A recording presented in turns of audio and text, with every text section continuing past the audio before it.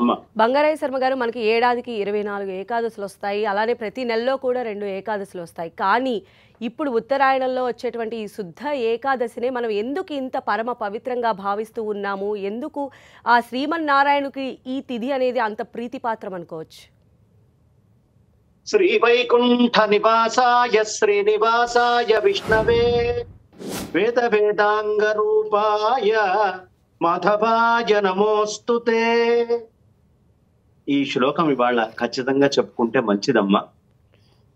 విశేషం ఏమిటి అంటే, మనకి ఇన్ని రకాల ఏకాదశులు ఉన్నప్పటికీ పూర్వము చంద్రావతి అనేటటువంటి నగరాన్ని కృతయుగంలో మురా అనేటటువంటి రాక్షసుడు పాలించాడు. ఆ పాలించేటటువంటి రాక్షసుడు దేవతలని చక్కగా యజ్ఞయాగాదులు చేసుకునేటువంటి వాళ్ళని, తపస్సు చేసుకునేటువంటి ఋషుల్ని అందరినీ బాధించటం మొదలు పెడితే ఈ దేవతలందరూ వైకుంఠానికి వెళ్ళి, స్వామి ఇదయ్యా పరిస్థితి, యదా యదా హి ధర్మస్య గ్లానిర్భవతి భారత అభ్యుత్థానం అధర్మస్య తదాత్మానం సృజామ్యహం అని మీరు చెప్తారు కదా పెద్దలు. ఎలా అండి మాకు వీడి బాధ నుంచి విముక్తి అంటే, వైకుంఠము నుండి సాక్షాత్తు విష్ణుమూర్తి ఈ భూమికి ఏతించి ఆయన ఈ మురా అనేటటువంటి రాక్షసుణ్ణి చంపినటువంటి ఏకాదశి ఏకాదశి. కాబట్టి మిగతా అన్ని ఏకాదశుల కంటే ఈ ఏకాదశి చాలా ప్రత్యేకమైనటువంటి ఏకాదశిగా చెప్పబడుతుంది. ఇంకా విశేషం ఏమిటయ్యా ఈ ఏకాదశికి అంటే, ఈ ఏకాదశికి మనమందరము కూడా ఉత్తర ద్వార దర్శనం చేసుకుంటాం. ఈ ఉత్తర ద్వార దర్శనం చేసుకోవడంలో ప్రత్యేకత ఏమిటి అంటే, మనకి గంగా నది ఉంది. గంగా నది ఆవిడ ఎప్పుడు ఉత్తరం వైపు తిరుగుతుందో, అబ్బా ఉత్తర వాహినండి అని నమస్కారం చేసుకుంటూ ఉంటాం. ఉత్తర వాహిని అంటే శక్తి తనంతట తను స్వతసిద్ధంగా పరమాత్మలో కలవాలి అనుకోవడం. ఎక్కడి నుంచి వచ్చింది ఆ తల్లి? హిమవత్ పర్వతాల్లో నుంచి పుట్టింది. పుట్టి ప్రయాణం చేస్తూ చేస్తూ ఉత్తరం వైపు ఉండేటటువంటి తన పుట్టింటి వైపు తిరిగినటువంటి సందర్భంగా ఉత్తర వాహిని అంటాం. అంటే ఈ జీవుడు తస్మాద్వా ఏతస్మాద్ ఆత్మన ఆకాశ సంభూత, ఆ ఆకాశాద్ వాయు వాయోరగ్ని అగ్నేరాపహద్భ్య పృథివీ పృథివ్యా ఓషధయ ఓషధీభ్యోన్నం అని పరమాత్మ నుంచి జీవుడిగా భూమి మీదకి వచ్చాడు. ఈ జీవుడు మళ్ళీ ఆత్మోన్ముఖుడై ఆ పరమాత్మతో ఐక్యం కావాలి అంటే ఏం చెయ్యాలి అంటే, ఉత్తర వైపు ప్రయాణం చేయాలి. గంగా నది ఎలా అయితే తన పుట్టింటి వైపు తిరిగిందో, ఈ జ్ఞాన గంగా అనేటటువంటిది కూడా ఆ పరమాత్మ వైపు, ఆత్మజ్ఞానం వైపు ప్రయాణం చేయాలి అని చెప్పడానికి సంకేతముగా ఈ ఏకాదశిని నిరాహారంగా ఉంటూ, నిద్ర లేకుండా ఉంటూ ఆ పరమాత్మని, ఆ సాక్షాత్తు శ్రీమన్నారాయణుడిని అందుగలడందులేడని సందేహము వలదు చక్రి సర్వోపగతుండెందెందు వెతకి చూచిన అందందే గలడు దానవాగ్రణి వింటే అని అంతటా ఉన్న పరమాత్మని శోధించే ప్రయత్నము చేయడము అనేది ఈ ఏకాదశికి చాలా ప్రత్యేకమైనటువంటి లక్షణంగా చెప్తారు. ఈ ఏకాదశికే ఇంకా 3 పేర్లు ఉన్నాయి. ఎందుకు ఇది ఇంత ప్రత్యేకత ఈ ఏకాదశి అంటే, దీన్ని స్వర్గ ఏకాదశి అని, అలాగే ముక్కోటి ఏకాదశి అని, అదే విధంగా వైకుంఠ ఏకాదశి అని పిలుస్తారు. స్వర్గ ఏకాదశి అని ఎందుకంటారయ్యా అంటే, మహానుభావులు ఎంతటి మహానుభావుడైనా ఏదో ఒక రోజు ఈ ఉపాధిని, ఈ శరీరాన్ని వదిలిపెట్టక తప్పదు.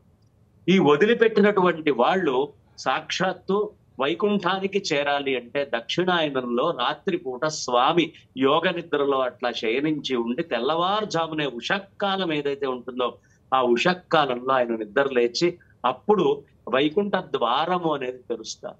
ఈ వైకుంఠ ద్వారాన్ని తెరిచేటటువంటి రోజు ఈ రోజు కాబట్టి దీనిని వైకుంఠ ఏకాదశి అని పిలవడము ఒక విశేషమైనటువంటి స్వర్గ ఏకాదశి. ఇవాళ రోజున ఎవరెవరైతే ఉత్తర ద్వారం నుంచి అంటే జ్ఞానముతో పరమాత్మ యొక్క దర్శనం చేస్తారో వాళ్ళందరూ కూడా ఖచ్చితంగా ఆ పరమాత్మ ఆనందమునందు రమిస్తారు అని చెప్తారు. ఇక దీన్నే ముక్కోటి ఏకాదశి అంటే 3 కోట్ల ఏకాదశులతో ఇది సమానమైనటువంటిదని, తర్వాత మురా అనే రాక్షసుణ్ణి చంపడానికి 3 కోట్ల మంది సైన్యంతో స్వామి వైకుంఠం నుంచి భూమి మీదకి వచ్చారు కాబట్టి దీన్ని ముక్కోటి ఏకాదశి అని. ఇలా మొత్తము 3 కోట్ల ఏకాదశుల్లో చేస్తే ఏ పుణ్యం వస్తుందో, ఈ ఏకాదశి ఒక్కనాడు ఎవడు యోగ్యంగా చక్కగా వాడి బ్రహ్మమునందు రమిస్తాడో వాడు 3 కోట్ల మంది దేవతలు వాడి లోపల ఉంటారు. హరియట, హరుడట, 3 కోటి దేవతలట అని చెప్తూ ఉంటారు కదా. అందరిలో పరమాత్మ వెలయునట. ఆయన ఉండే రీతి తెలుసుకోండి అయ్యా అని త్యాగరాయ స్వామి వారు చెప్పినట్టు ఆ మొత్తము ఆత్మ నిజాత్మతత్వ శక్తులన్నీ కూడా ఆత్మస్వరూపంగా మార్చుకోవడానికి యోగ్యమైనటువంటి రోజు ఈ రోజు కాబట్టి దీనిని 3కోటి ఏకాదశి అని కూడా పిలుస్తారు. ఇంకా విశేషం, దీన్ని వైకుంఠ ఏకాదశి అని పిలవడానికి, వైకుంఠం నుంచి స్వామి రావడము ఒక కథ అయితే, విభీషణుడికి మొట్టమొదట బ్రహ్మదేవుడు ఆయనలోంచి బయటికి వచ్చినప్పుడు బ్రహ్మదేవుడికి అన్ని విద్యలు చెప్పంగానే వచ్చినాయట. జ్యోతిష శాస్త్రం ఒక్కటే అర్థం కాల. ఈ జ్యోతిష శాస్త్రాన్ని ఎలా అర్థం చేసుకోవాలో తెలియక తాను తపస్సు ఆచరిస్తే అప్పుడు రంగనాథ రూపంలో విష్ణుమూర్తి ఉద్భవించి ఆయన నాభీకమలంలోంచి బయటికి వచ్చినటువంటి బ్రహ్మ వైపు తదేకమైనటువంటి దృష్టి పెట్టి జ్యోతిష శాస్త్రాన్ని ఆయనకి బోధించారు బ్రహ్మదేవుడికి. కాబట్టి జ్యోతిష శాస్త్రాన్ని ఆయన నేర్చుకున్నారు కాబట్టి జ్యోతిష శాస్త్రము అనేటటువంటిది పట్టుబడాలి. కాలము అంటే ఏమిటి అనేది తెలుసుకోవాలన్నా, కాలము నుంచి బయటికి వెళ్ళి ఆత్మస్థితిలో ఐక్యం కావాలన్నా ఈ ఏకాదశికి చాలా ప్రాధాన్యత ఉంటుంది. అందుకనే వైకుంఠ ఏకాదశి అని చెప్తాం. ఆ స్వామిని ఆయన అంతర్ధానం అయిపోతే, లేదు స్వామి నువ్వు ఇదే రూపంలో ఇక్కడ ఉండాలి అని బ్రహ్మదేవుడు ప్రార్థించాడు.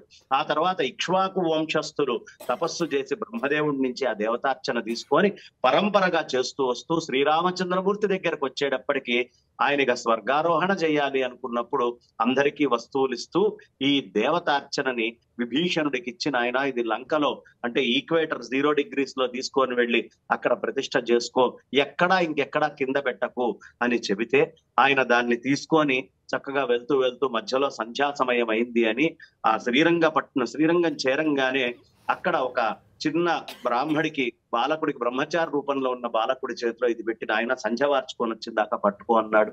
ఆ వచ్చినటువంటి వాడు వినాయకుడికి ఈ దేశ సంపద బయటికి పోవడం ఇష్టం ఉండదని, కాబట్టి ఆయన ఏం చేశారయ్యా అంటే మెల్లిగా పట్టుకున్నట్టు నటించి 3 సార్లు అరిచే లోపలికి రావాలి అని చెప్పి రాకపోయేటప్పటికి ప్రతిష్ఠ చేశారు.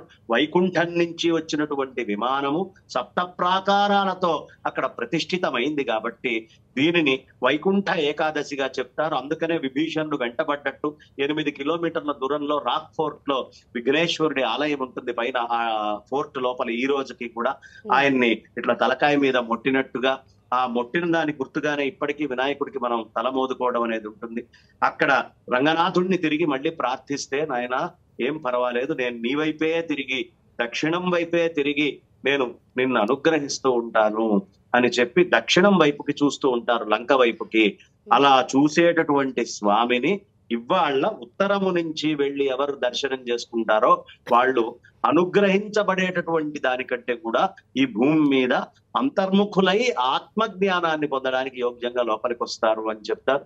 ఇలా అనేకమైనటువంటి కథనాలతోటి అనేకమైనటువంటి విషయాలతోటి కూడుకున్నటువంటి మహత్తరమైన ఏకాదశి కాబట్టే దీనిని ఎన్ని రకాలుగా వైకుంఠ ఏకాదశిగా, వైకుంఠ విమానం వచ్చి ఇక్కడ ప్రతిష్ఠితమైనటువంటి ఏకాదశిగా, మురా అనేటటువంటి రాక్షసుడిని సంహరించిన ఏకాదశిగా మనం చెప్పు. శర్మ గారు, చివరిగా చెప్పండి క్లుప్తంగా, ఈ రోజు ఆ హరిహరుణ్ణి గనక మనం ప్రసన్నం చేసుకోవాలంటే ఎలాంటి పాసురాలు ఈ రోజు మననం చేసుకోవాల్సి ఉంటుంది, ఆయన పూజా విధానం ఏంటి, క్లుప్తంగా చెప్పండి. ఈ వైకుంఠ ఏకాదశి చాలా విశేషమైనటువంటి అమ్మ. ఈ వైకుంఠ ఏకాదశి వచ్చేటటువంటి ఏకాదశిని ఎంచుకొని ఆ తల్లి నిత్యం పూలమాలలిస్తూ స్వామివారిలో ఐక్యమైంది. అది మొత్తము జరిగినటువంటిది రంగనాథ స్వామి వారి దగ్గరే. అందులో ఇవాల్టి రోజున ముందు మదకళిత్తనోడాద తోల్బలియన్ నందగోపాలన్ మరుమగళే నప్పిన్నాయ్ కందం కమళుం కుళలి கடை திருவாய் வந்தெங்கும் கோழியலைத்தனகான் மாதவிப்பந்தல் மேல் பல்கால் குயிலினங்கள் கூவினகான் பந்தார் விரலி உன்மெத்துனன் பேர்பாட செந்தாமரை கையால் சீரார் வளை ஒளிப்ப வந்து తిరువాయ్ మల్గిందు ఏలో రెంబావాయ్. ఇవాళ ఆ నీలాదేవిని ప్రత్యేకంగా తీసుకొని వస్తూ, అమ్మా ఏనుగులతోటి పోరాడగలిగినటువంటి వాడు, మద ఏనుగు లాంటి బలమైనటువంటి వాడు, అనేకమైనటువంటి మద ఏనుగులు కలిగిన వాడు అయినటువంటి ఆ అద్భుతమైనటువంటి ఆ స్వామి బలము శత్రువుల్ని చూసి ఎప్పుడూ వెనక్కి వెళ్ళనటువంటి వాడు అయిన ఓ నందగోపుని కోడలా, అమ్మా నందగోపుని కోడలా, సుగంధం వెలజల్లుతున్న కేశపాశము గల ఓ నీలాదేవి, తలుపు గడియ కొంచెం తెరువమ్మా అని కడై తిరవాయి, ఆ తలుపు గడియ కొంచెం తెరువు అని ప్రార్థిస్తారు. ఇవాళ నిజంగా ఉత్తర ద్వార దర్శనంలో మనం అందరం కూడా కోరుకోవాల్సింది ఆ స్వామి మన లోపల ఉండేటటువంటి ఆ అజ్ఞానం అనేటటువంటి తెర అనే దాన్ని తలుపు కింద తీసేయాలి. త్యాగరాయ స్వామి వారు చెప్పినట్టు, తెర తీయగరాదా లోని తెర తీయగరాదా, నాలోని మదమత్సరమను తెర తీయగరాదా, నాలో ఉండే మదమత్సరం అనే తెర తీయాలంటే ఆ నీలాదేవి ఒక్కసారి గడి తెరిస్తే, అమ్మా నీ బావ అయినటువంటి ఆయన గురించే కదా నువ్వు బంతులాడుతూ రకరకాలుగా చిన్నప్పటి నుంచి ఆటపాటలతో ఉన్నావు, ఆ నందుని కోడలా అని చెప్పి చక్కగా ప్రార్థిస్తూ తీసేటటువంటి పాత్రం ఇవాళ చెప్పుకుంటారు.